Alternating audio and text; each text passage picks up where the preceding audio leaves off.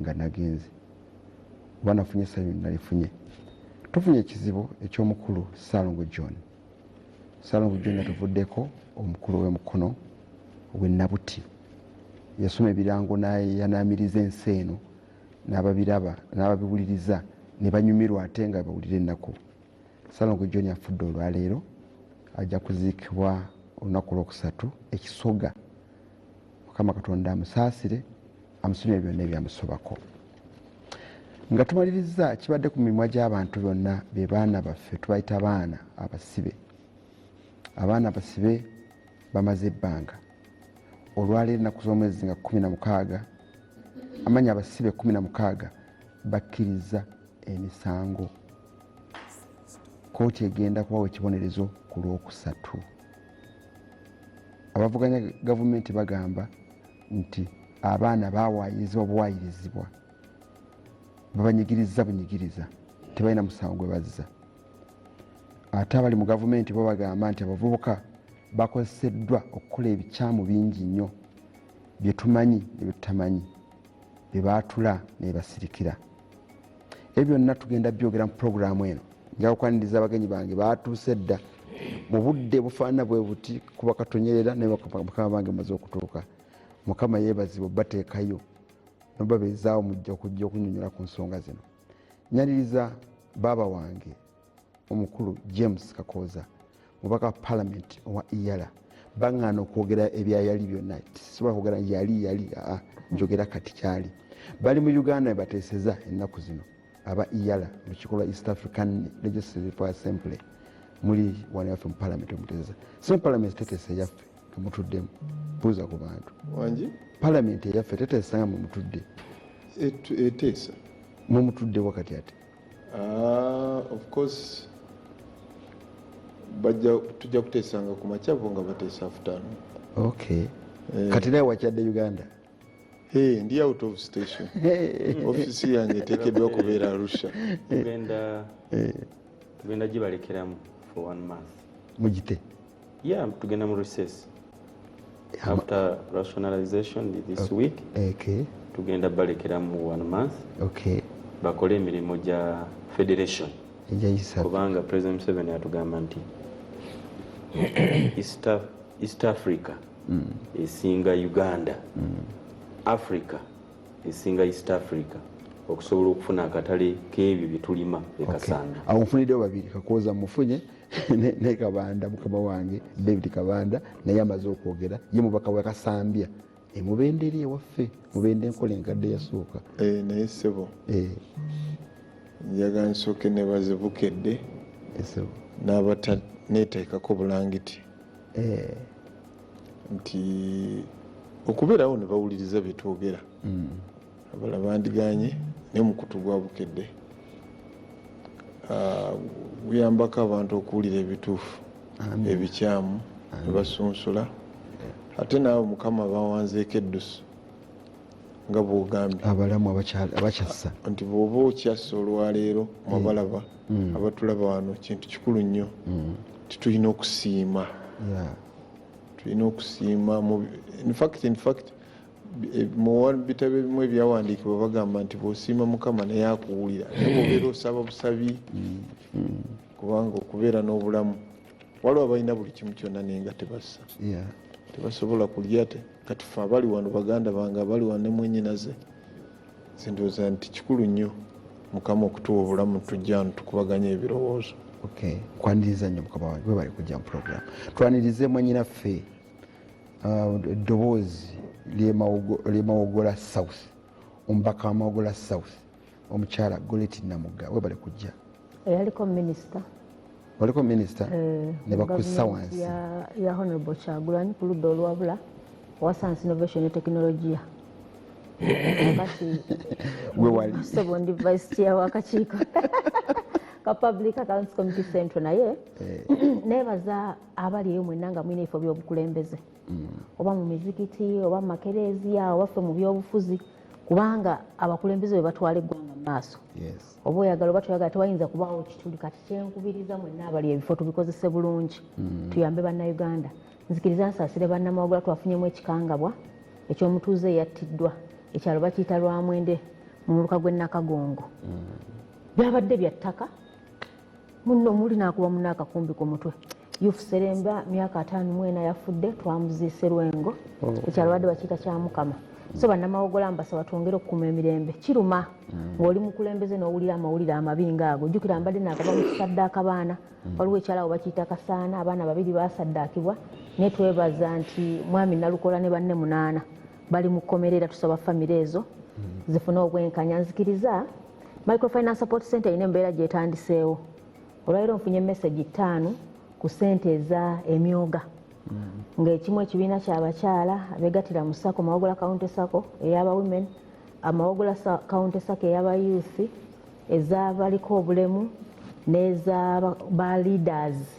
kakati kyensaba nakubiddekaawo ne musaba ssente ezo nga zigenda ku akawunti z'abantu bano tulongere okunoonyeza kubanga Honorable Minister Kasolo bwe yaliyo gwasembayo ebibiina bino ebisinga baali babiteekawo mu giro ssente zo zajjanga tukyali mu kalulu ebibiina bino ebimu nga weebye ebiranga tebiriwo so mbadde nsaba twongere okwetegereza nti bigende mu mikono gy'abantu abatufu miliyoni 10 ssente nnyingi ebisinza okugoba ababaka mu constituencies abantu okulooza nti ababaka be balina okuwaayo ssente ate nga ssente zino ziyita mu mikono gyaffe zituuke mu bantu so tuzirondoole okulaba nti zigenda mu mikono emituufu ate ne bannayuganda bamanye nti si ffe tugaba ssente zino ssente zammwe za muwamusolo si ssente z'NRM mugende muzifune zisobole okubayamba gavumenti ki ate yebale zaffe nze naawe eriwa zaffe nze naawe programu ya NRM wekitiibwa nkwebaza okuba nti programu ya NRM ng'omukulu bagambye programu si NRM ya gavumenti programu ya gavumenti kyekyo kankuzeeyo nkujjukize omukulembeze w'eggwanga bino byali bigambo bye naga nti nyiigira abakulembeze abagaana abantu okufuna ssente kubanga ssente zino situndangako nte zange situndangako busaa bwange wadde ebirenge ku nte zange ndeete ssente zikole mu zino ssente zammwe nazeewola ssente zammwe nazeewola mukulu Museveni ssente zammwe nazeewola bannayuganda muzikozese so si zange kakati ekibadde kitutawaanya ssebo bino bibiri era njagala naawe olabadde obimixinga okwata ssente za gavumenti n'oziyita ez'NRM that is very wrong kuba nenanyiniza ogwo baali bazisibako yazeegaana saagala ogambe nti njagala zireka bwentu njagala kikkaatiriza nti omukulembeze bw'alaba ekigasa abantu kakibe nga kivaawa sa kiva mu gavumenti kuba gavumenti gy'ovuganya yoliko opposition ne bwe kiva mu gavumenti nga kigasa abantu si kya byabufuzi kibayamba okuba obulungi n'okijjayo n'okiwa abantu bo n'okiwagira ne kibatambuza ne baba bulungi its okay kyenkwebazaako ekyo obwange gwa kirondoola era nagamba nti gavumenti y'abano ne bwefumba akatogo nga muwogo muwutta ng'ebijanjaalo byawumba ng'enkumbisi era olya kuba kyekiriwo kale wakkiriza dda nti weebale birondo tali mu gavumenti tali mu gavumenti njagala okwaniriza owekitiibwa mukono gwa gavumenti Awanda David era mukakkamu oba atidde ki Kabanda yamaze dde okusabumiitinga teyakubuulidde wamuwadde ku budde bwa kakoza n'abimala nakyagamba beera simanyi lwaki atidde nnyo naye nsanyuse nnyo saala kwogera nnyo bingi wano mu kutandika naye manyi bwe twali tunoonya akalulu pulezidenti Museveni yavaayo n'enkola ey'emyoga yali kalamoja eyo n'enkola ya parish development model era Honorable Namuga akyogedde n'aga nti byatandika mu kalulu nga babivumirira nnyo nti tebiriyo tebijja kukola tebigenda kukola badde nsaba ondeke ono kakoze yakutawanya naawe aga nti tebiriyo tebigenda kukola babireetedde mu bululu bababuzeebuze naye sente tezigenda kukola ki kufuluma nsanyuse nnyo ono bwe mpulidde abamu bennyini nga baga nti sofa sente zamaze dde okutuuka mu Mateete microfinance bukadde 10 n'endala sente kiba kitegeeza nti sente zakoze ki zatuuse kati tebikyali biri ebya Museveni yali alimba yali abaguumaaza ng'anoonyezaawo kalulu ne kakati omanyi abakulu bano nze nyina ebintu byentera okwogera eyo enkola bw'ebaawo nga mbi oba luguudo olwo lubeera lwa mwami Museveni. Oluguudo bwe luba olubi olwo lwa pulezidenti Museveni. Bwe lumala okukolebwa Mbaka abalukoze sente zaffe zamulwa musolo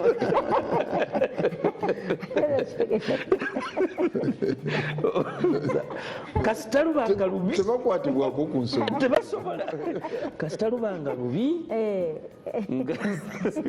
ng'essomero liri mu mbinabina eryo essomero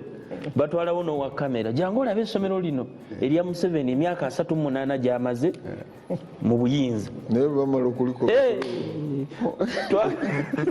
sente zaffe muziraba gavumenti yaffe ffenna kale webale nnyo mukama wange tubitegedde nange aliko neŋŋamba ebigenza obubi sizize tatuuze enteezi obulungi bebaze sente mukama wange nkulu musinsanyisa okulaba ono looya George Musisi ensonga eno etambulidde nnyo ku ye abaana betwogeddeko bano abasibe abasibibwa abateereddwa era twebuuza gwe bibaddemu mu makati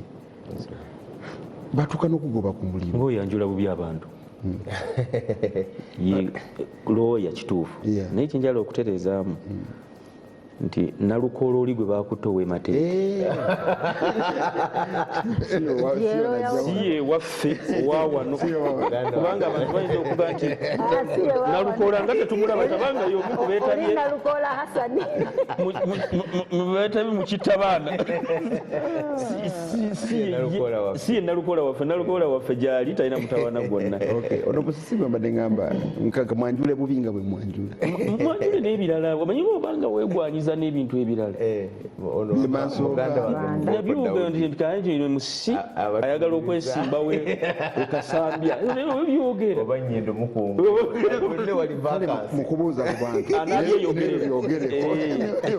ogwojawula bwatumira ennyo sooka obuuze ku bantu njagala okubuuza ku batuuliriza era abatulaba Ssemukoddomi wange Seruga neesiimye okuddamu okubeera wano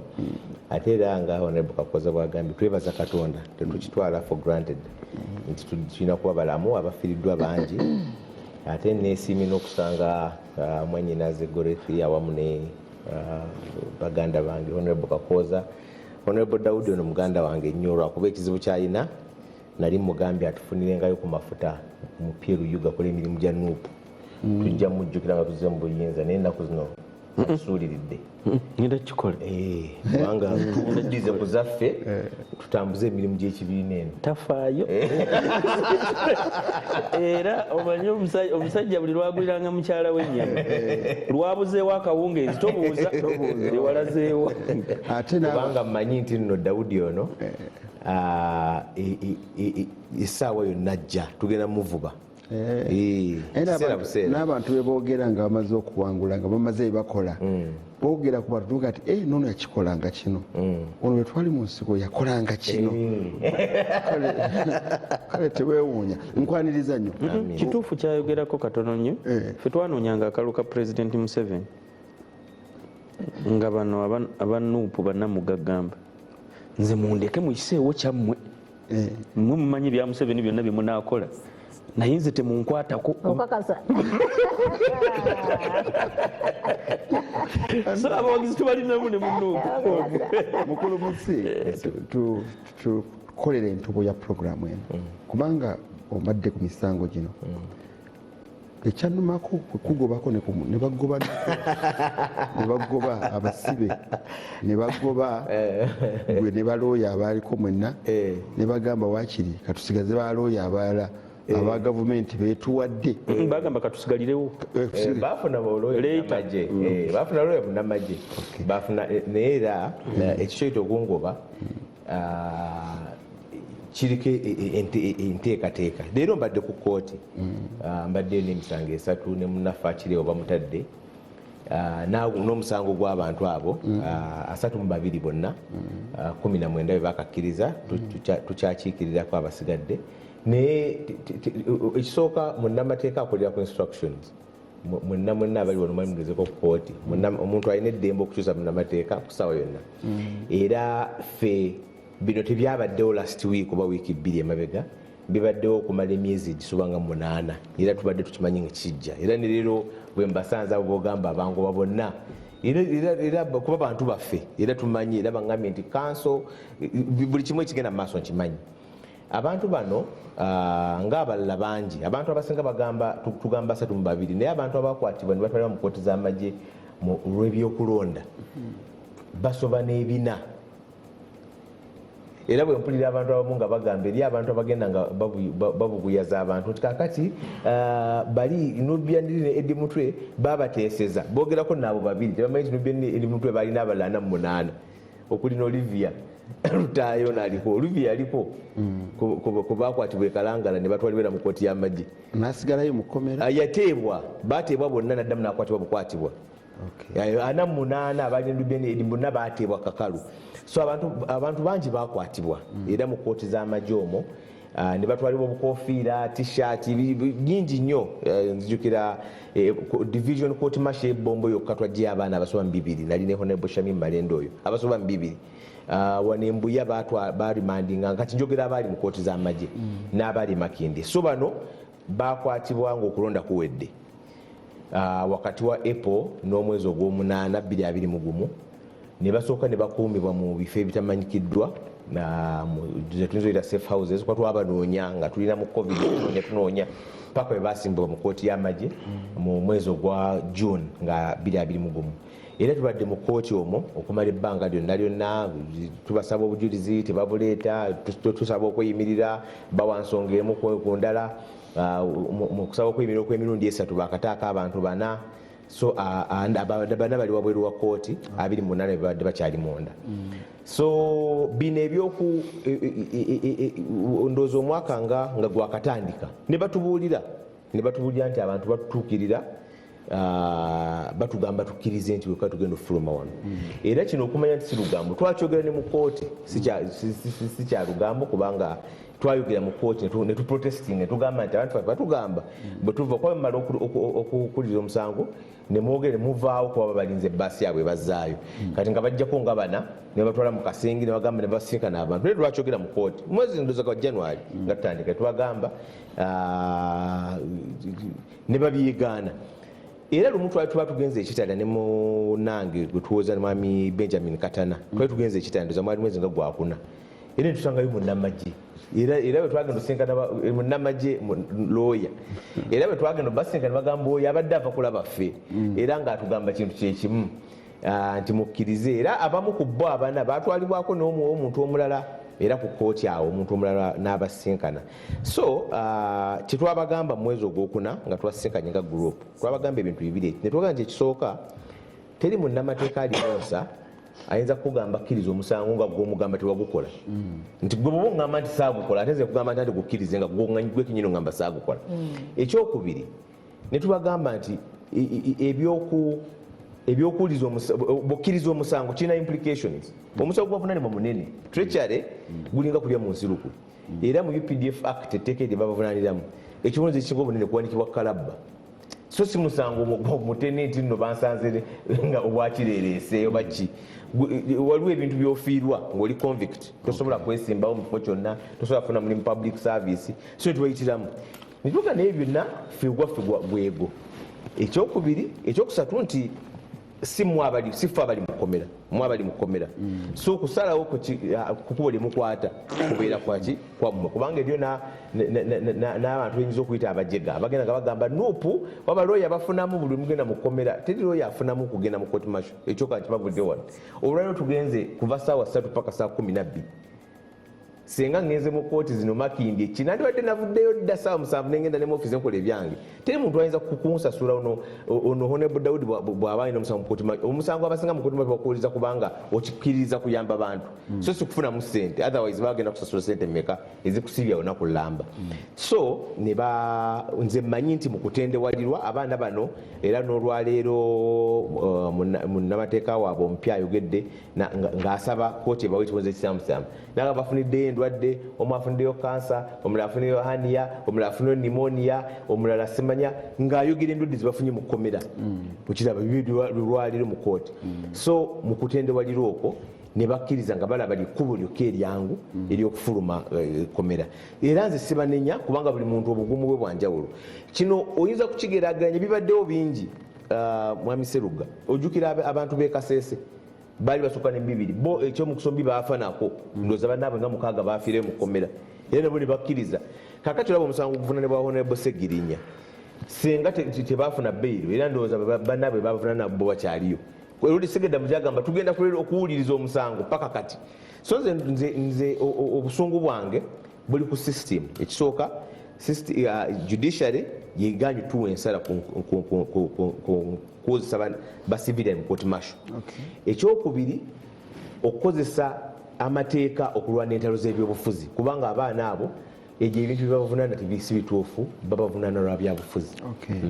Neyanza mukama wange era byoyogedde byonna ffe tuba tuwuliriza ne bannange endowooza abawuliza bwe bakwatako mu ngeri enjawulo naye abatuwuliriza abawuliriza ensonga zino olabereza message amangu wano njirabyeko wano agambye yasimwe George William wekabula soke mu Gomba agambye nti abasibe abo babadde balina kukkiriza bukkiriza kubanga ne bebafiiririra babavaako dda bali ku bya 226 tikati twavudde kuteesa ku bituliko kati ku byobukulembeze kati tu level ku ne bafiiririra wadde Adeline babafiiririra nabo babivaako dda bali mu 226. Nze sirowooza nti omuntu okwenyigira mu byobufuzi kwateriwo yaweebwa katala kuva wa Katonda nti gwe alina okufiiririra Uganda. Bw'ogenda okwenyigira mu byobufuzi wenyigiramu ku lulwo ng'olowooza contribution eyiyo. Ekyokubiri simanyi baani ababafaako era simanyi ababafaako olwaliro batandika ddi bafaako kubanga waliwo byennyinza okubuulirako nti ekisooka abalina abaana abasoma bonna ekibiina kya NUP kibadde kibaweerera okuva ebakwatibwa okutuusa olwaleero n'okutuusa school fees eza taamu ey'okubiri nga zisasula. Ekyo kyo nkimanyi nti eddagala mu makomera terimala ate eriyo abalina ebirwadde ebyenjawulo era eriyo abamu nga beetaaga eddagala eri special. Waliwo mubamuyita Muganza Joseph yazirikirako ne ku kooti ayina nga abamu balina endwadde ezeetaaga eddagala eryenjawulo. Welfare eyaabwe ebyokulya tubongereza nako kubanga nange oluusi bwe ngenda balaba ne bantikka ne bagamba twalire kino okiraba. So ekyo ekyokugamba nti ekyo bo sirowooza nti era manyi bwe banaabafulumi bajja kuwa obujulizi. So ekyo ekyokugamba nti gondi badde bafiibwako naye tibadde waabwe oline bwaba akulabirira atya nga tuli mumakaabwe toyinza kugamba nti nno okuyaza mukama. Mukulu Kakooza oli munnabyabufuzi mukuukuutivu embeera ey'okusibira abantu mu makomera ag'amagye ng'omusajja omuzadde oli muzadde omuvubuka wawo kuba kafaananyi nga wuwo yanyiddemu ensonga eyo. Embeera eyo tulaba nti erimu okunyigiriza ne bino byowulidde okuva ew'omukulu ono olaba nti okukkiriza kwabwe okuteebwa kuvudde mu mutima mulungi oba kuvudde mu byakutya nga byabufuzi bye byetoolodde mu bintu byayo byonna.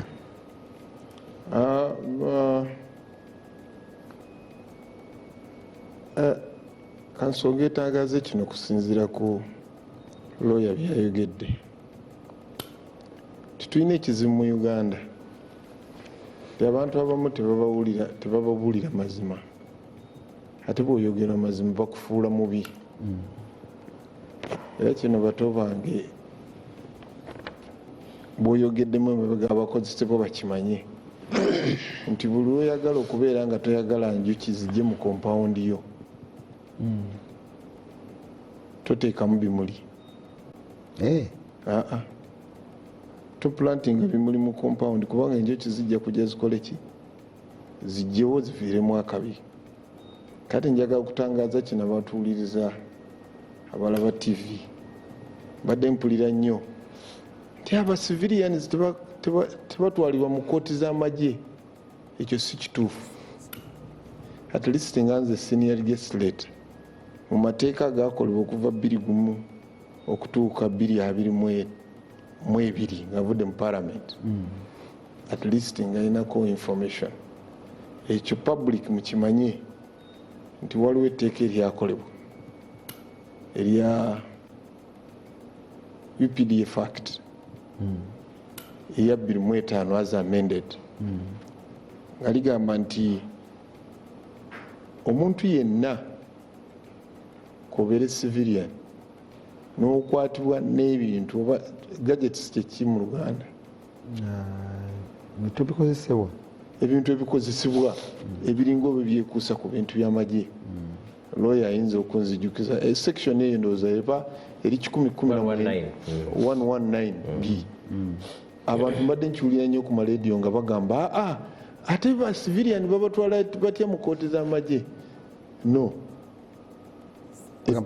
basangiddwa n'ebintu ebyamagye etteeka weeriri nti bakutwala mu kooti y'amagye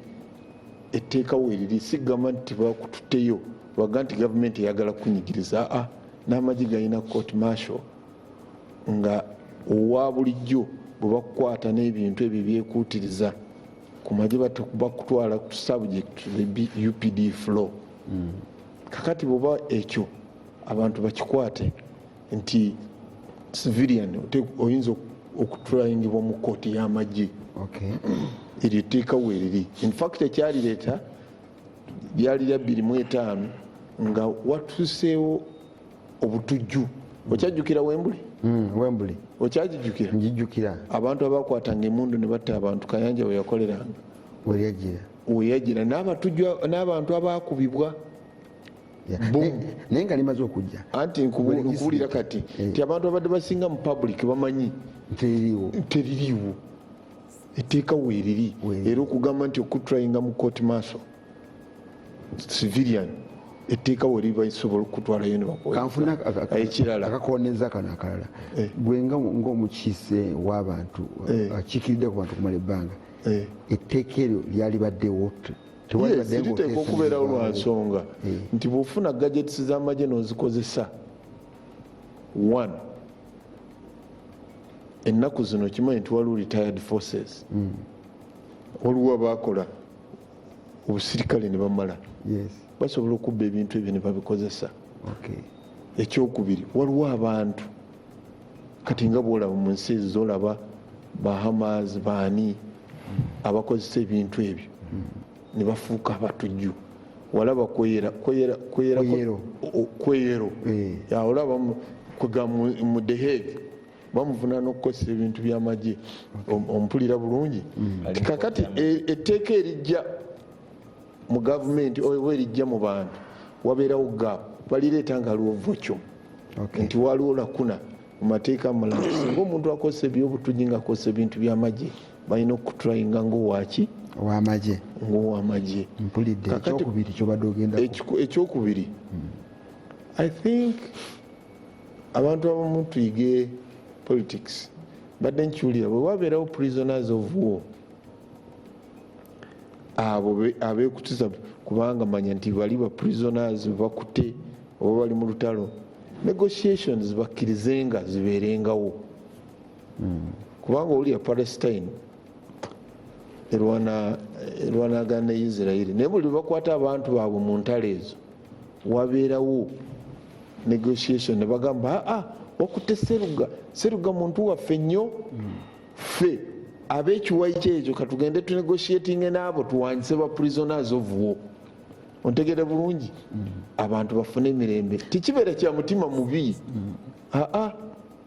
mu buntu even you had webakwata journalist wa America ng'agenza okubega mu lutalo lwa Ukraine ne Russia aga nti mwakwata abantu baffe mubate naffe tubawoono n'abawamba abaana aga nti mpa zino kwegamba awo mu myaka 4 n'ekitundu abaana baali bava mu kibiina ekyo wandibaddewo negotiations singa mwali mubafaako infact waliwo omwami omukulu omu yakyogerako nali ku rediyo awo n'agamba nedda bannaye okunegotiatinga freedom y'abantu nga bakwatiddwa mu kibi tegubeera musango kati bubeera ngo abantu bo tebafuddeeko tolina kyokoze tweraliikirira ne bwembeera nga ndi mukomera nga seruga manyi yayinza okununula n'ateesulayo gwa naggamba olowooza nze abeerayo mba ndowooza ki tine muganda wange yennyini gwe nali naye yansindika okukola ekibiyambaamu naye ate waliwo school of thoughts endala nti abantu abamu batekinga advantage mu mbeera nga benoonyeza ebyabwe nti olwedde abaana bano bafuna omusango tosala gwakawala nga tonawulira gwakalenzi nti babasangibwa n'ebikozesebwa ebikuntana ne gadgets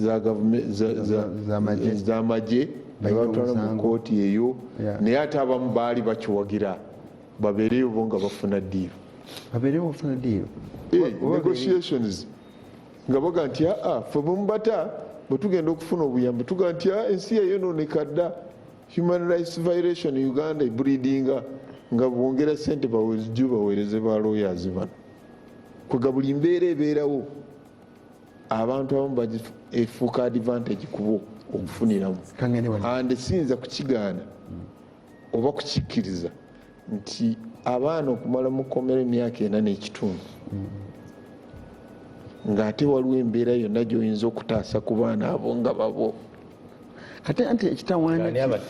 kya mirundi ebiri kati ng'ani abasibi of course bakukwata ng'olina crimes z'okozeba gavumenti eteekwa okusiba state apparatus erina kukwata mu kooti n'ekuwozesa babadde babawozesa babadde tebajja mu kooti obadde ogambye nti obadde ogenda mu kooti obadde ogenda mu kooti tujja kujja tukulambule nga bwe nalambula kitatta nedda kooti masho nedda I have no problem naye ogambye nti obadde ogenda mu kooti okuwuliriza ki babadde babatwalawo kitatta yabayo ati nedda si mukuteesa muganda wange musi yagamba agambye nti abadde agenda mu kooti okubawolereza kale tebabadde mu kooti okujja ekyova ngamba nti system bweba delays kuba justice delayed is justice denied. I agree with you. Ogamba nti eri abo bafunamu kati abo bafunamu bakolagana n'ababasiba nti musibe mwongere musibe school of thought eyo bwe njitunuulira njibuusabuusa gyeva togibuusabuusa wagamba ogamba nti ono ansiba afunamu kitegeeza akwatagana ne bali abankwata nti mukwate abalala kyekitegeeza ekyo anti kankubuulire nno mummwe ewammwe gye muli fe gatutuukako amekusifu nti abagenda okusaba ebweru obuyambi abo kwe babadde bafunira ssente kati mubate bonna obuyambi bukumi mutube n'abaabuli 18 mukakooza kubanga nabo bagamba babaaye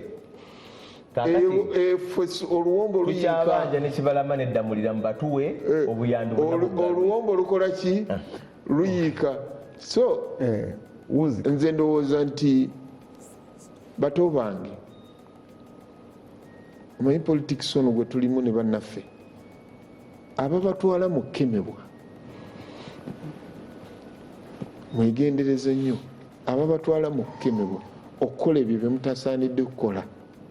yembeera eyo yemuyinza okutuukako ntegedde bulungi nti abaana baffe oba bato bange ababatwala mu mbeera eyo ey'okkemebwa ne babakozesa ebibi eriyo basedduvutta abajobaga eyo embeera eyo mugyewale. Tutegedde katugende Wanamugga okiti Wanamugga mpulidde ebigambo ebivudde wamukulu wakoozaawo nga biringa ebiraga nti waliwo n'obugayaavu obuli mu kibiina kya NUP wadde si olina okwogera kyokka ogera ne constituency mu kibiina kya NUP obutayamba baana abo nti mwabalagajja nobalagajjalira ne mubaleka kyavudde basala amagezi ne bafuna ebeekwata. Ekirungi nti abantu bawaleese bonna bakulembeze nnyo ate n'otukola bulungi n'otuleeterako yasoma amateeka tuyinza okuba nga ffe professions zaffe endala naye ate era omuntu watuukira mu palamenti kimukakatako okumanya principles entono ez'amateeka naye nsaba okutegeeza bannayuganda nti ebiseera ebisinga bwe tuba nga tuli ku nsonga nga zino eziruma eggwanga kiba kirungi ne twogerera mu mutima gw'obukulembeze. Honorable Kabanda waliwo mbadde njogera ku bino ebya emyoga parish government agamba enguudo ennungi bwe zikolebwa NRM eba mmwe muba mukoze ffenna tuba tukoze embi bwe zikolebwa ezo ziba ze NRM era nga akimanyi bulungi nti ogwaffe gwakuba checkmarkinga oba takoze bulungi kuba tubagamba nti awo mukole ki mutereezeewo kyova bwe nsanga essomero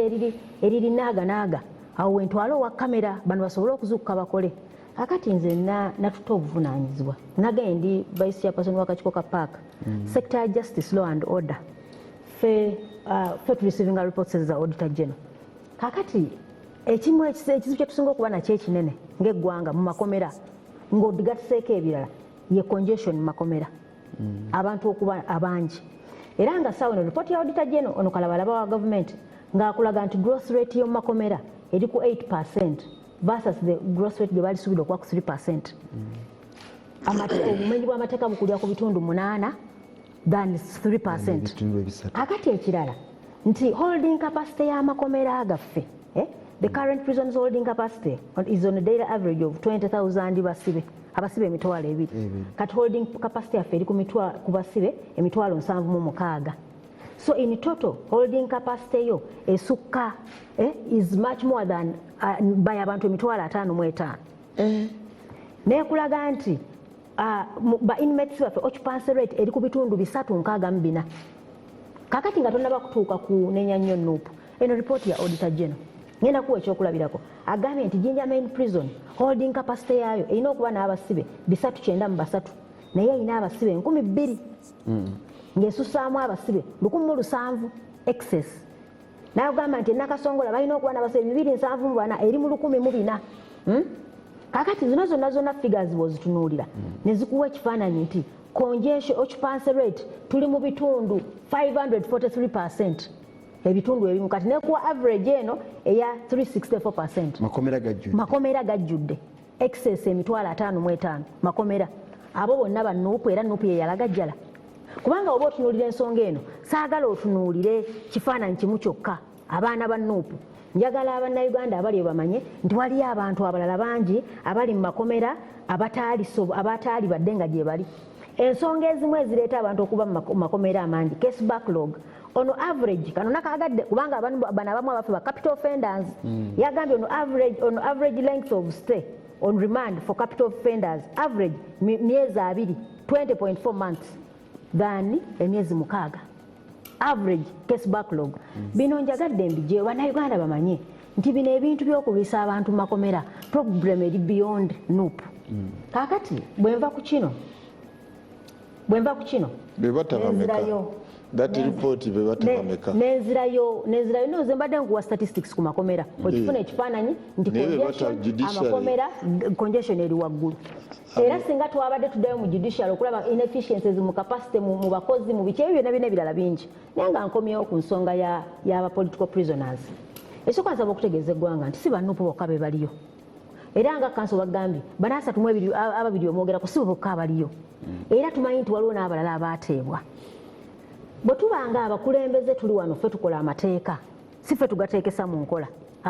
executive yekalabalaba okulaba nti amateeka akola ki naye ate naffe tulondoola ng'abakiise b'abantu. So kyali tunyumidde nnyo nga ssemateeka y'eggwanga gye tuwa ekitiibwa egobereddwa mu nsonga zino zonna. Nze kinkwasa ennaku omuntu okuvayo n'agamba nti abannupu baalagajjala bano abaana abamu basaanya. Nze nafuna omukisa saanya ne mmulabako kuba twagenda eruzira Olivia Lutaya namulabako naye ebigambo ekirungi ne mawulire babitadde musaanya byeyayogeranga. Nze bwe nagendako eruzira Osia tugamba nti omuntu asinze okuntawanya ono ye Saanya yenjiri gyambuulira buli lukya njiri ya NUP naye olaba Saanya atuuka okulemera n'agamba nti banyambaze essaati ya yero eno bwetuuka nga yenfulumya ekkomera kanfulume ebweru ekinajja kikole ki ekinajja kijje. Kansa akubuulidde nti emisango egyabateekeddwako minene era gigenda ku affectinga career yaabwe. Kakati oli bwavayo naga nti abannupu bafunamu bwe bagenda ne bawaayo records eri nti tulina abasibe bwe bati nga abakulu babawa obuyambi era nga bajja bawa balooya ssente nga bagulira ne basasula n'abaana school fees. Kati nga gwe olinga atugamba nti bano abaana kyabusubuzi ye tuli naye gwe custodian waabwe myaka 4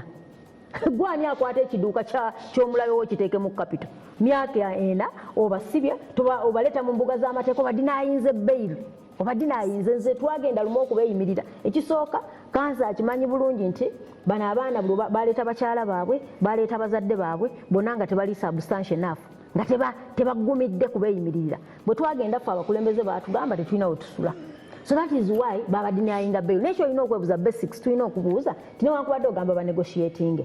banegotiating tubuulire on what bw'ogamba nti obadde ne explosives myaka 4 teeka ki erigaana abaana bano okuwozesebwa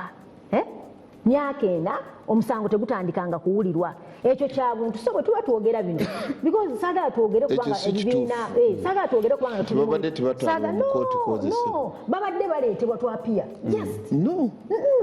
njagala kubuuza njagala kubuuza myaka 4 teeka ki erikukumisa omuntu nga tafunye bailu myaka 4 n'aleeta mukazi we n'aleeta nnyina n'aleeta abaana be bonna tebali substantialwandiika wansi ojja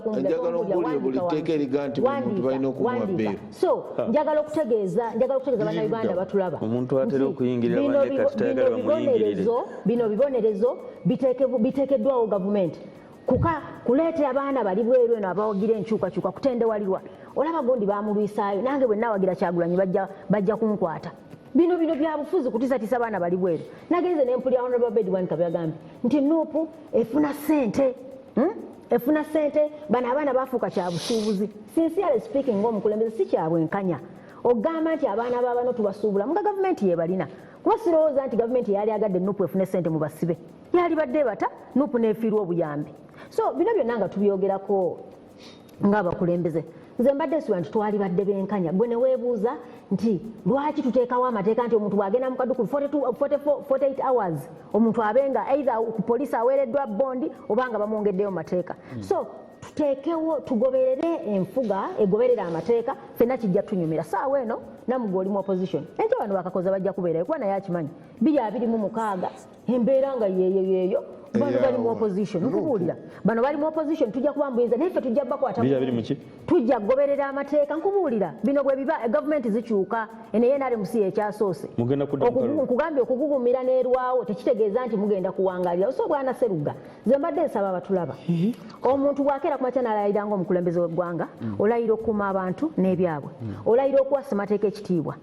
singa oddayo mu nnyanjula yaffe preamble ya constitution eri very clear nti tulifuba nnyo okulaba nti ku bye tuyiseemu bino byonna galangata nayo tetukola ki tetumudda musonze mbadde nsaba bannayuganda baweebwa ekitiibwa omuntu wabaziza omusango ayisibwe mu mateeka nga bwe gagenda negotiation we ziba zaakubaawo zibeerawo ku bintu ebiri very clear kubanga omwana bwogamba omukute ne explosives zikubuze tozirina lastly kibi nnyo okudda zimanyi ba Eddie Mutwe baba negotiating Honorable Kyagulanyi abadde very clear olwaliro nga tubadde mu press conference n'agamba nti Eddie Mutwe mwagamba twamunegotiatingira Nubianiri twamunegotiatingira simanyi passport yange naginegotiatinga ne baginziriza abadde very clear n'agamba nti njagala gwe nanegotiatinga naye aveeyo ambuulire nti twayogera bwe tuno tunaata abantu bano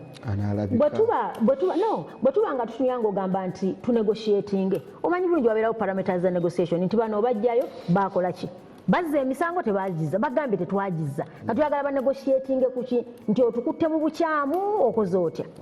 nkwebaziza nnyo ekitiibwa Namuka ekifaananyi ekirabibwa mu bantu bonna bannabyabufuzi abalala mulabika nga muli bulungi opposition ne NRM so ng'okuba n'omuntu omu yekka ali obubi nga gwe oli bulungi nga kikulabikisa bubi mu maaso ge ne mu maaso g'abantu abamuli okumpi soma kyenjogerako okitegeera wekitiibwa Namuka ekyo kiriko omutawaana munene oli mu NUP oli opposition olina okatutunze bantu bano negwe oli bulungiko abantu bano basibe bali bubi ne bagamba twafuddeko bagamba mu babaka ba parliament temufudde nnyo ku bantu bammwe mwabafaako olumu ne mubeerabira obudde bwatuuka ekisooka nsaba ntegeeza abatulaba nti bwe tuba mu nsonga zino ez'ebyobufuzi buli omu aba ne paati ye buli omu aba ne paati ye gy'azannya kakati kanso Musisi yeeroya waffe ng'ekibiina Namugga ng'omubaka wa paalamenti wuyo akubuulidde tubaddewo nga tugoberera ensonga zino ku levo yaffe ng'ababaka ba paalamenti ekibiina bwe kikuyita Namugga jangu twagala ogende weeyimirire gundi I was there Namugga jangu weeyimirire gundi nentwalayo ebyange byonna nti biibyo pasipooti leeta notugamba nti temusaanidde genda oleete buli kimu nenkireeta Namugga weeyimirire gundi ekyo nenkikola kati oba oyagala omubaka wa paalamenti akole ki mwalaba we twali tukyali ne Honorable Mpuga Ngalopo ensonga ezo biri ebya 18 missing persons ebyo ne byene bivaayo abo abaabula bakibalama ani gwe baali baleese so tekiba kyabwenkanya agamba nti gwe Namuga tofaayo. Njagala obategeeza ffenna buli omu ng'ali mu olubimbiro, buli omu is a sacrifice. Buno obukulembeze omulala naffe tuli mu ssaawa zino zondeese ekiro ssaawa 5 sigenda kuva wano 7. It's a sacrifice. Kati bw'opulayinga paati eyo nze abaana bano actually njagala kuga nti bahiro. Emyaka ena Olivia Lutaya agenda kudda ewaka bbaawe baamutwala abaana automatically tamanyi oba omusajja anaamusanga abaana tamanyi kye baliko. Do you know what it means maama omuto okuva ku baana be? So tulumwa nze nza kugamba nali ntuseeko mu mbeera efaananako bwetyo. So ffenna buli omu omanyi nti ekkomera mu ssaa kigambe oli ne bwaweerera abaana bo ne bwakola ki toli waka. Ekkomera teribangako ddungi so siga nti tetufaayo. Naye bannaffe mu kifo ky'okunenya ekinnuma ku bannaffe mu kifo ky'okunenya gavumenti yakwata abaana ate banenya NUP. Mu kifo ky'okunenya bakabanda ababalina banenya NUP. Bibeerawo mu kyalo ekisajja nekikozesa akaana ekikafunyisa olubuto okwamya myaka 17 kasajja muweerera n'onenya ennyumba nti bino mu kifo ky'okunenya yakutta omwana onenya ennyumba oba akwatidde omwana.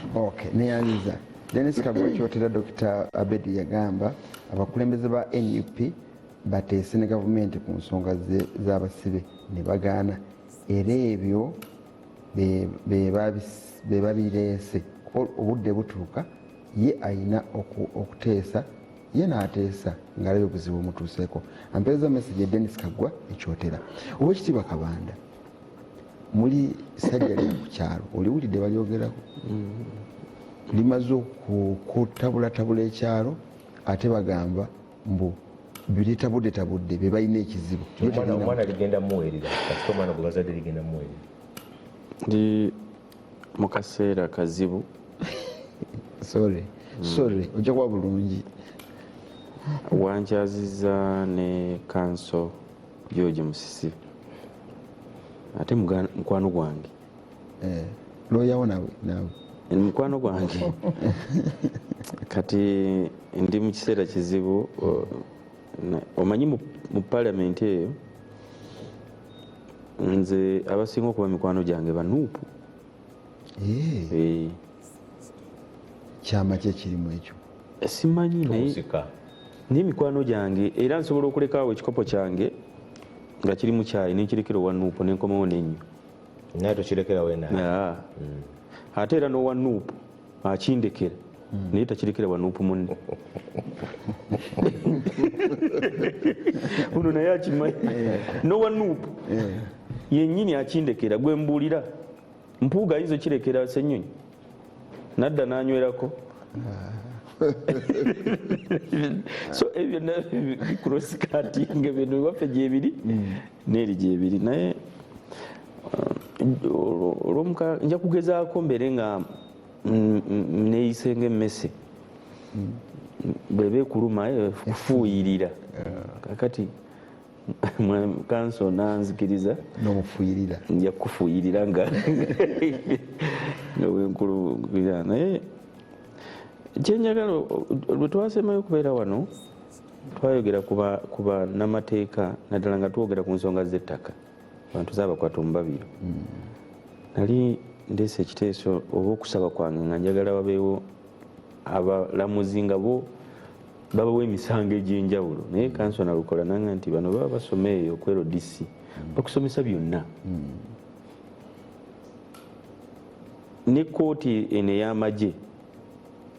engeri abalooya bano gye basoma byonna ne babeera abalamuzi bonna n'abaana baffe bano okulabikira mu kooti z'amagye newankubadde engeri abalooya gye basoma byonna kiyinza obutavaamu bulungi singa babaleeta mu kooti zino eza bulijjo kubanga toyinza kukwata jamiru mukulu saabayeekera ate n'omutwala mu kooti eza bulijjo ate bano abaana bono batwala mu kooti y'amagye. Ndowooza ekyo tujja kitereezaamu tulabe engeri ne bano abalamuzi bayinza okuwoleza emisango egyo nabo babeere nga babaleete kubanga era onalebwe Kakoza yagambye tekikugjaako kubanga wazza omusango ekikulu tebayinza kukutwalayo nga tewazza musango era oba waguzza mpozi bano kye baagala ono bamugje eno bamuwozesa eno naye era omusango tekimukola ki tegumugjaako. Olwaleero njagala okuyozaayoza Dr. Kiza Besigye leero wano ku TV mu politics wa Uganda biri ebyekenya birala siyinza kuteekamu Raila Odinga n'abalala, politics we Uganda okubeera ku map mu opposition emyaka egisukka 2 obeera w'amaanyi 21 26 2011 2016 nakati olaba akyaguguba akyakola ki njala muyozaayoza kubanga waliwo munnaffe yakagendayo yayetaba mu kalulu omulundi ogwo kano akawedde kabaka akaggwa naga nti bannamawulire bankutte bubi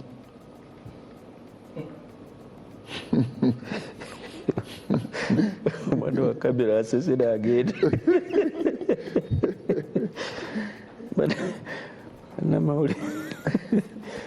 bannamawulire bankutte bubi ti President Museveni namuwadde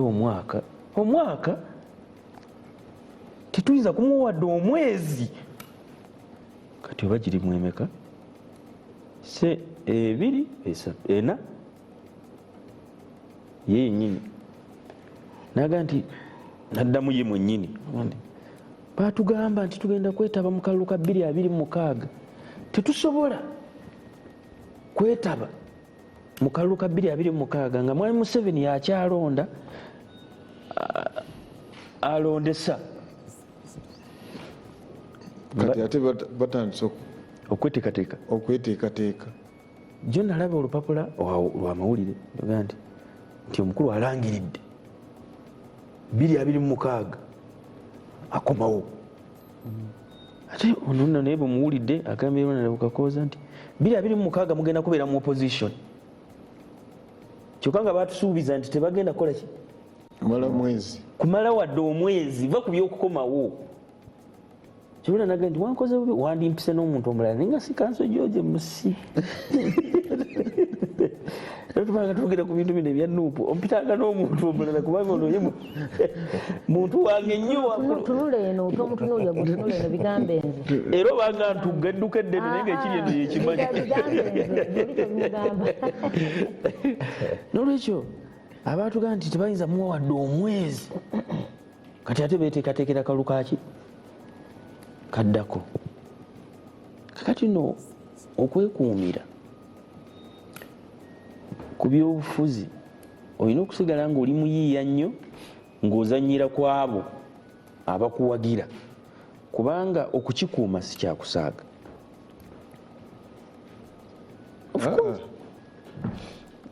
nkuweereza information olaba chairman w'ekibiina avaayo n'agenda mu constituency ng'ayina amanyi nti constituency eyo member wa parliament waayamu muwagizi we naye n'agamba mbaleetedde omulala ndeese mulala ani gwe mugamba president w'ekibiina ndeese mulala tiki bamuwadde linnya ki finito wadde ku finito kituleese omulala finito muveeko ono finito muveeko mukwata ono kakati ate onenya kujjako dictator ate gwe oli waasi ate otunuulira embeera nolwekyo okwekuumira ku limelight njala okuyozaayoza Dr. Kiza Besigye okubanga alwanye mu mbeera eyo ekyalimu kugenda naye abaganda bano waliwo omuyimbi awo yayimba oluyimba omuyita Mathias Walukagga yayimba baluyita bwino bw'ekkomera naye mu luyimba olwo wakati mu bwino bw'ekkomera yaga nti wabula akwagaliza ekkomera akwagaliza kufa ddala akwagaliza ntaana kayimba ako kamanyi bulungi kati bawulira nga abantu babalaata nti bateese ku ki kubanga gwe oli bweru gwe oddeeka neweebaka nze nagendanga of course bagezako okunteekamu ebyo ebintu njagala kanso Musisi mubuulire neonalebo Namugga nze nalinako mikwano gyange 2 nga babakutte eruzira omu bamuyita Honorable Sisse Namujju buli lunaku nali ŋŋenda nemulabako everyday ne Honorable Michael Mawanda everyday ng'olumbu sigenze n'okulya tebalya kakati lumu nafuna trip ne ŋŋenda ebweru ne malayo weeks bbiri naye lwe nagendayo olumu ku lwomukaaga nga nkomyewo nasanga onaleo Mawanda atambula yali atambuza bigere bw'ati bwe yandaba bw'ati kwega yali tanfuna ku ssimu ne bwe yandaba kataaku bwe pressure yeggwe kati nali manyi ngenda kufiira wano weeks bbiri zokka nga tandaba nga kyatidde awo agamba naawe muvuddemu nange natya kubanga mukaseera ako twali mukaseera kazigizigi ngaaba Piero yubiki nkweza information 83 omusajja baali bamuyita Sokolo mu gavumenti yobo temumanyi oyo yattanga abantu empigi ne bakwatako jange yali musajja mugumu nnyo yali wa DP ne musanga nga bamutadde mu kkomera bali bakamusima emirundi 3 nga bamuvunaana kibiina manyi kyeyaŋŋamba yaŋŋamba mwana wange genda ogambe mwennyinaze mutunde n'ebyange abasajja bagenda kunzita era taddanga kulabika nze nagenda bano bamwami waliwo ababaka ba palamenti babiri honalebo Alani Sewanyana ne honalebo Segirinya Muhammad baali mukomera emyaka egi naye nga bano abakulu kwe bazannyira ebyobufuzi abaka baffe babakwata balaba tebalina kye babayamba bo ne beeyamba ne bavaayo naye envaayo yaabwe yennyini bano bagikwestioninga bavuddeyo batya tetwategedde bwe bavuddeyo omuntu ali mu kufa gwowoza avudde atya mu muliro sooka osanyuke nti avudde mu muliro omanyi okukujja mu muliro noga nti naye oguvuddemu otya nze nga sitegedde bweoguvuddemu gwoli bweru gwe tomanyi kindiko obwoya bujja buggwawo nze nagendako era kansooka mubuulire kino nagendako ebbanga lyonna nga ngende okulaba Honalebo Mawanda abo abavubuka bayagala okunyingizamu ebyo ebintu n'embigaana abamwe bennyini aba NUP nti omu ku bo bayita mu Honalebo Mawanda ŋŋambe nti nze ŋŋambe gye n'omuhoozi Kayine Lugaba bo bennyini si kugamba nti nno babakaka bo bennyini omu ku bo anti nkugira ate balimu omuntu yenna bw'obeera eri gwe ebyo birowoozo oli bweru nedda si lwakuba nti yabasiba leka nkubule bayithawe gw'oli awo omuntu bw'abeera ebweru ne bw'otunuulira akaana kali ne bagamba nti ako ke kakuyamba ofukamira lwaki abasiba abalala tebakutuma abalala abali luzira lineko abasiba basukka mu 1000 Makisoni be anti nkugira munange lwaki aba NUP bwe bakutumiwa gye n'omuhoozi tewali ya NUP yantuma nsobola nesaagala bankyaze naawe bino tebiriimu nze sibiteekamu mpangule ku debate eno oba ono yaba agiwangula Honalebo Mawanda ye yaŋŋamba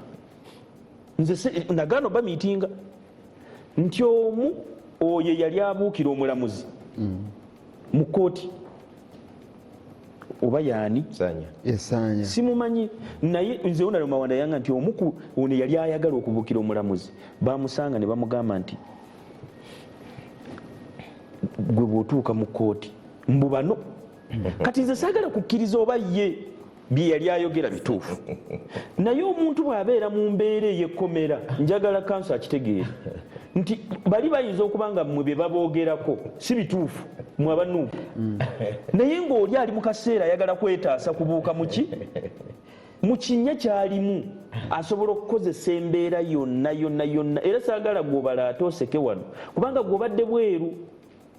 ono agambye nti oli ayinza n'okudda eka bawe bamututte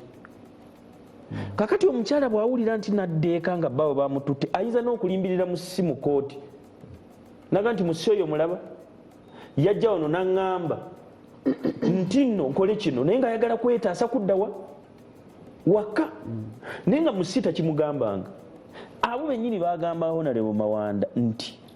bwe baali mu kooti oyo eyali abuuka okukwata omulamuzi kubanga bano badde bagamba lwaki tebabata oba gavumenti eraba nga bebafunamu. Noono muntu nawe oli muntu omulamuzi omusibe bwajja n'atandika neyeepika mu kooti nayagala ngaokugwa mu malaka omuta. Okay, Oweekitiibwa Kabanda, tukkiriza kati abandaba awaka abampuliriza tukkiriza nti ekkomera zibu era omuntu olina okuva mu kkomera mu ngeri yonna gy'osobola okuvaamu. Olina information gye bakkiriza yavudde wa mukulu Kakooza eya kojjaawe eyagamba mutunde ebintu byange byonna kubanga abasajja bagenda kummalawo. Kati awo abasajja ku mulembe guno oba ogamba baani? Nedda njagala kyenjagala okunnyonnyola waliwo oba ebyafaayo ffenna tubimanyi. Waliwo awo gye bayitanga state research. Yes. Amin. Waliwo abasajja baali bagenda kutta Amin ku Ntebe road awo. Mwalimu Kimumwe n'abalala ne babasibira mu state research awo. Baali bakimanyi nti essaawa yonna baakuttibwa ne beerwanako ne batoloka. Singa tebaatoloka baali bagenda kola ki? Kubanga n'olunaku lwennyini lwe baatoloka Amin yali amaze okuteekawo press conference wali ku Nairo Hotel. Bajje boogere kubanga bamusuubiza nti tugenda kwogera buli omu yali atutumye okutta. Bano kye batayagala kubuulira olunaku lwe baba bajja actually eze kino kankibugere wano ekyo kyo at least kiri kunze. Olunaku lwe baba bakwatira ekalangala omu ku bawagizi ba Bobi Wine abeera ku Lusegere gwe sijja kwogera wano bamukwatirako nankubira ssimu gwe wenyini nze mwennyini nali namuraale nankubira nange abatukwatidde ekalangala naye neekwese mu kiyosiki ku poliisi bwe babajjaayo ne babaleeta. Kati ye yali Munyankole. Kati waliwo omukazi yali atunda obwokulya wano ku poliisi yawulira ayogera ku ssimu ng'ayogera Lunyankole. Kati noono namudda mu Lunyankole namwanyamba namugaa jangu weekweke wano mu kiyosiki. Bwe yeekweka mu kiyosiki ziwera ssaawa 2 nga talina wadde enkumi ezi. Omuvubuka ne bwogenda ku ssimu yange nze namusindikira $7,000 wa NUP. Nze namusindikira $7,000 egyamujja ekalangala n'adduka n'agenda. Namusindikira $7,000 kubanga ze kye yali agendamu nali nkimanyi. Lumu twali mu kalulu nga tuli mu kalulu eka Nalwanga ewaffe Eruweero eyo mu by-election ssaawa 2 za kiro nga masasi ganyooka. Aba FDC baagala kuyingira wali omuwala ono Brenda Nabukenya yali mu kalulu nga aba FDC aba DP nga baagala kuyingira Tale Center. Kati nga bakwata buli omu. Kati baba bakwata buli omu ngenda okulaba Mwizuki ngadduka mu kavuyo ssaawa 2 ez'ekiro. Omusajja agenda omukwata ne mugamba kwata wano. Mwizuki yakwata wano n'ayingira motoka yange nze namuvuga mpaka Kampala. Bw'owuliranga omuntu ng'ali mu buzibu tobuuzanga ng'ani agenda kumutta. Bino bye badde omubuuza nti abasajja be baani gwe sooka omukole ki? Omuwonyi. Ebiralo n'abibuuza luvannyuma. Era bye biri bye mbadde nkugamba nti kakati bino ebyokuzannya politics kakati bano abaana bwe banaavaayo jjukira baatandikira ku mwezi gumu. Omwezi gumu bwe gwaggwako ne bagamba nti kakati tugenda kwesimbawo. Okwesimbawo bwe byagaana ne bagamba nti kakati finito gwe twagala okugyamu manya 5 ebyampuuga. Kakati bano abaana bwe banaavaayo nkubuulira tuli wano ffenna kye bagenda okuzzaako kya Kibalama. Kya Kibalama? Yes, kubanga gwe weebuuza ebbanga lyonna Kibalama yalabika nga badde tebamubanja. Kubanga nze nawulira olugambo mu Kibalama yagenda Canada ate nze saagala kugenda mu bintu bya lugambo bino ebyokwogerera wano. Naye kakati bano abaana banaavaayo nga babuliddwa kati ekintu kyonna kye bazzaako kye bagenda okuzzaako Kibalama aliwo. Twagala Kibalama. Webale mukama wange. Kaneeno ekikiriyaringe nti mu mbeera zonna the prisoners of wars bw'oba okwatiddwa the first priority esooka ebeera negotiation. Nkuwa mu 1985 nga abantu be baakwata peace talks ezaaliwo abantu be bakwata nalumanya ne saalumanya. Condition, one of the conditions eyasooka President Museveni gye yagamba Lutwa naga nti abantu bonna bakwatibwa ku side eyaffe ffe tugenda okuteesa nammwe nga bali wabweru. Kakati bw'obeera na kibiina banno babakutte todda mu byaga nti ate ngenda kuteesa ku ki? Waliwo Lindako olutalo lwa Gaza luli mu Gaza. Hamas bawamba abasibe ba Israel, abantu ba Israel. Bagamba fe ogenda okutandika okuteesa nammwe ng'abantu bali bamaze okukwata mukoze eki? Mubatadde. Tekibeera kikyamu. It's a tool ekozesebwa mu negotiations. Singa oba omuntu wabeera affected oba bamukutte mu butanwa oba bamukutte mu mazima eyo nga tanajja katono kansajje. Abaganda baga nti atamanyi mpewo y'emagombe yamma omufu olubugo. Nze ntera okulaba bukedde amawulire ago aga ssaawa ennya mugoberera omusango gwa Patricia Magala. Mulabe ssente taata we ze yateekayo ng'abaali bawambye muwala we bazimusaba bamutemako olugano ne bamusindikira naye kati leeta zino teyabuuza nakubuuza nti nziwaayo ku ki? Olaba bakusala kale olaba emmotoka bazituzirese wali wabweru abaana bagikulako namba plate. Bwe bagikulako namba plate ne bagitwala ne baga nti twala ssente wano ne wano oziteekewo tujja kubulira namba plate yo naagifuna. Lwaki tetugaana? Musisi George byenjagala okwanukula abakulu bano ab'NRM ne PLU. Ekisooka Honorable Kabanda tetulekeranga okubanja kibalama. Ababaka opposition ng'omwaka oguwedde guggwako kimanyi beekalakaasa nga beekalakaasa ebimu ku byekalakaasa baali bantu ababula si kibalama yekka bantu 18. Era gavumenti mu kwanukula kwayo minisita yagamba ng'ayogeranga mu kubalaata nga ggwe abamutuulira baafuluma abamutuulira beekwese ne tugenda mu kooti era tugenda nsala mwezi guno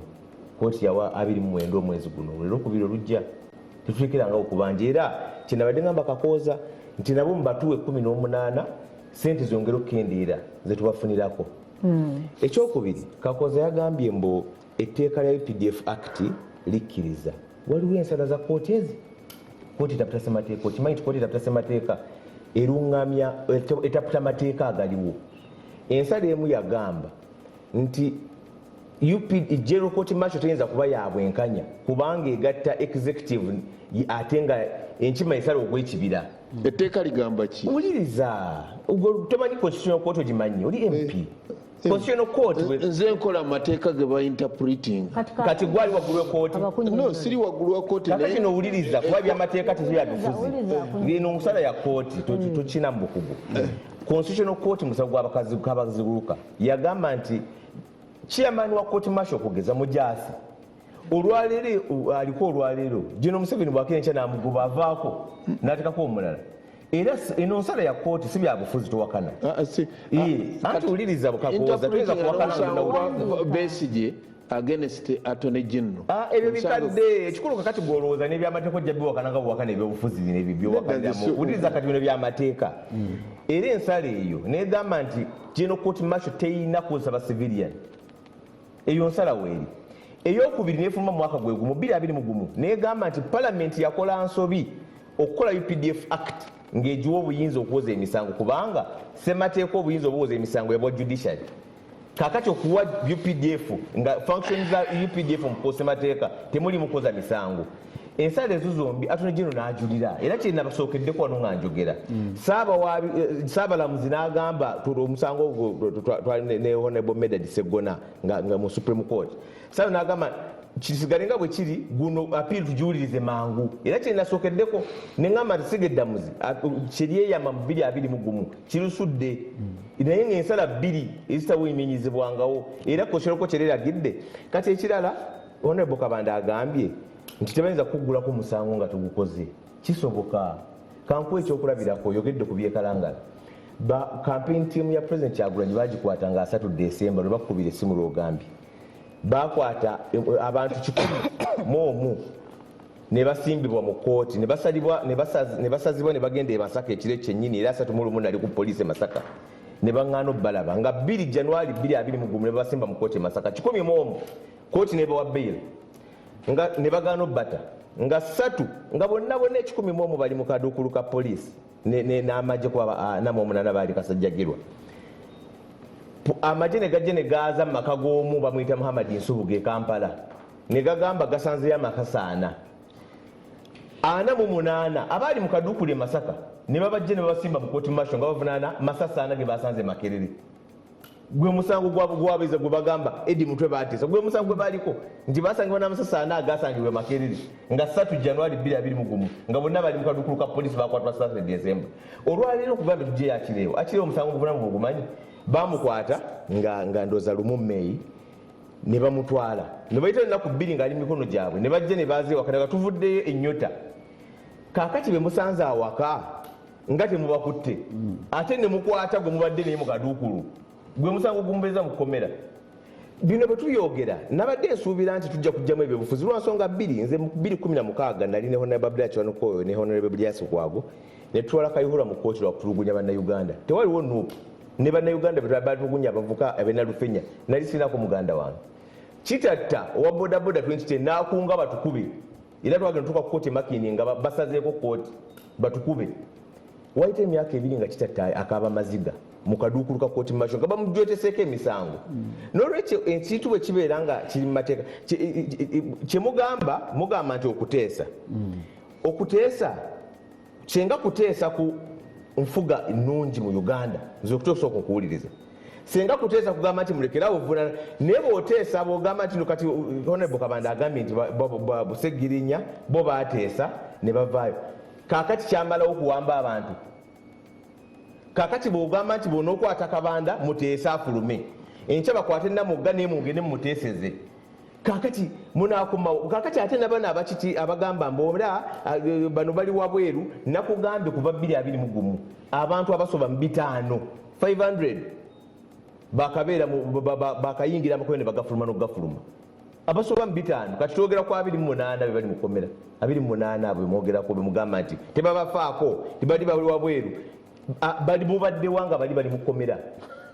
mubaddewa bali abalanga tubali 10 information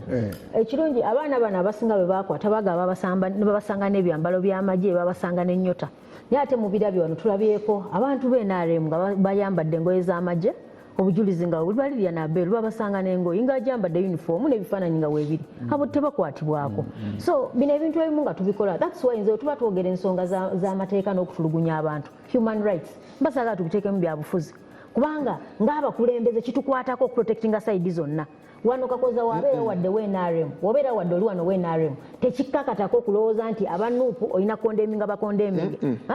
kasembiyo ne kano Honorable Kakoza kayogedde ngaawe ekyokulabirako naga ekirungi akoseza ekyolukalala ekyo nti prisoners of war nawe nekyokaga kya Hamas